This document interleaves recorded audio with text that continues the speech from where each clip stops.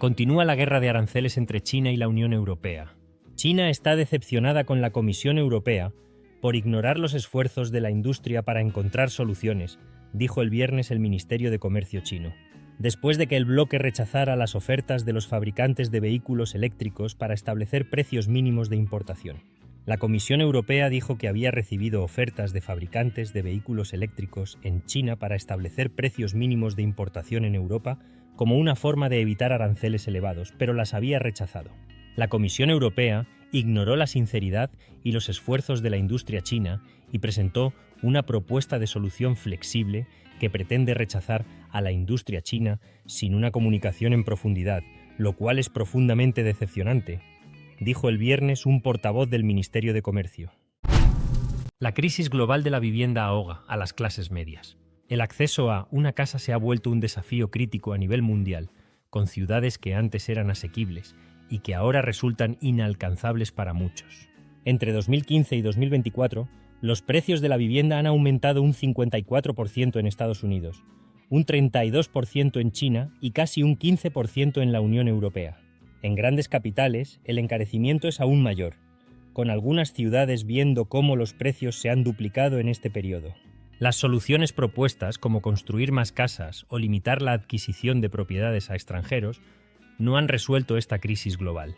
La crisis de la vivienda es un tema clave en la campaña presidencial entre Kamala Harris y Donald Trump, y una prioridad para el primer ministro británico, Keir Starmer. ¿Cuándo comenzó esta crisis?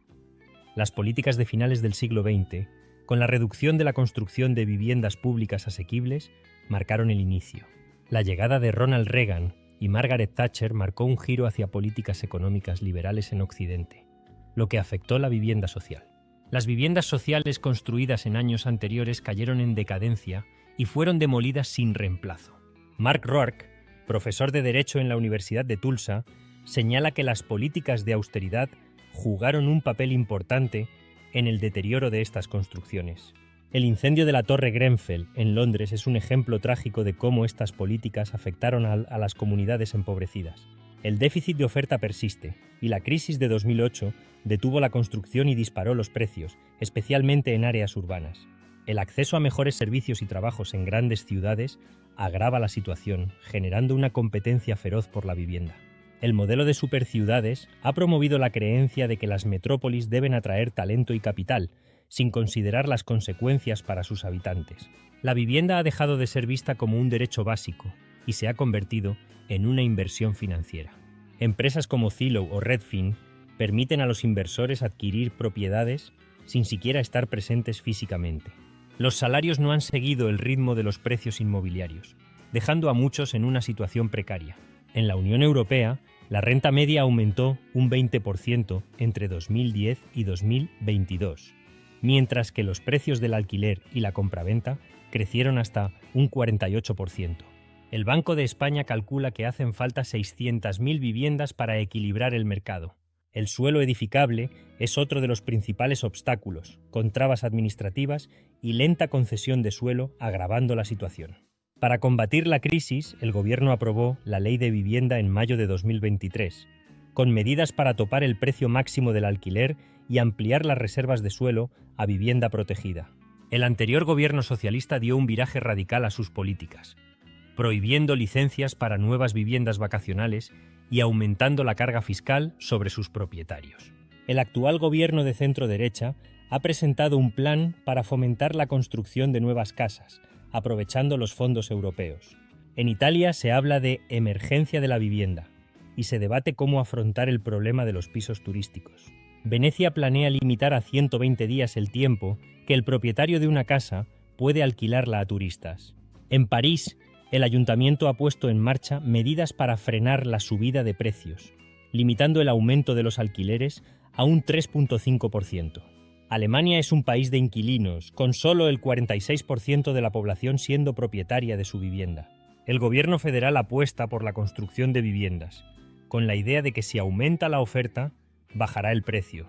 El Partido Laborista en el Reino Unido prometió una revolución de la vivienda, con la construcción de 300.000 nuevas casas cada año.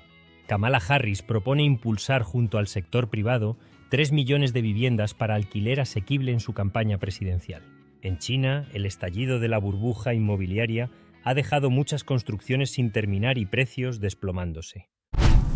Los expertos apuestan por usar todas las tecnologías para reducir impacto del transporte. En el Congreso TESL 2024, expertos han debatido sobre el futuro de los motores de automoción y la necesidad de todas las tecnologías disponibles. Organizado por el Instituto CMT y celebrado en la Universitat Politécnica de Valencia, este evento ha reunido a la élite de la industria automotriz y centros de investigación. Empresas como Horiba Mira, Horse, Ampere, Wärtsilä, JLR, Cummins y Sandia National Laboratories han compartido sus avances y desafíos. Los motores del futuro deben cumplir con estrictas normativas medioambientales sin sacrificar potencia y autonomía, un reto monumental. En un contexto donde la Unión Europea planea prohibir la venta de vehículos de combustión para 2035, los expertos de CIESL 2024 piden reconsiderar esta decisión. Raúl Pairí, organizador principal, argumenta que necesitamos todas las tecnologías para una descarbonización progresiva y realista hacia 2050.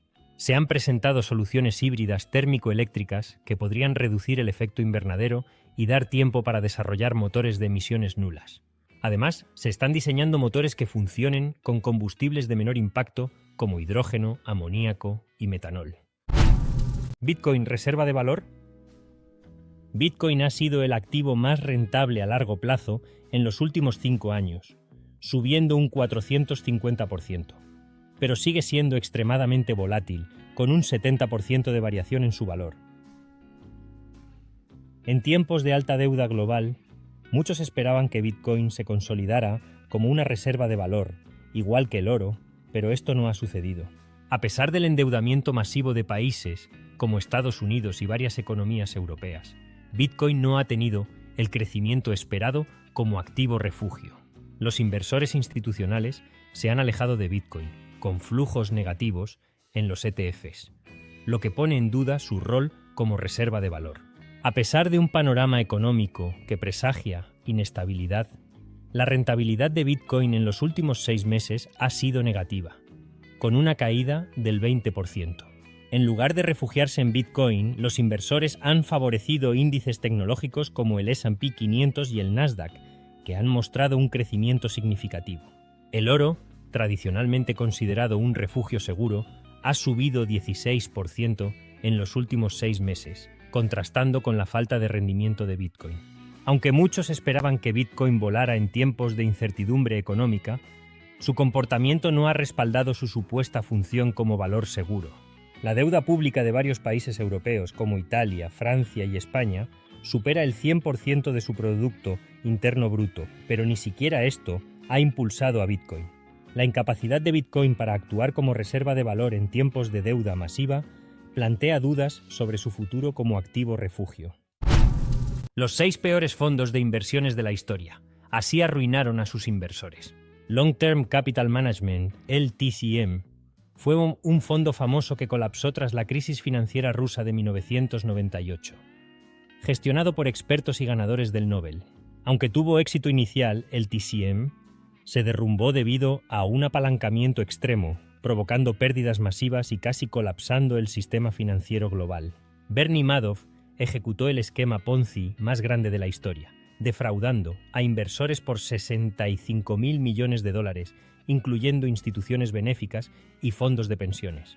El fraude de Madoff duró décadas, prometiendo retornos constantes, pero se desmoronó con la crisis financiera de 2008, llevando a su arresto y condena.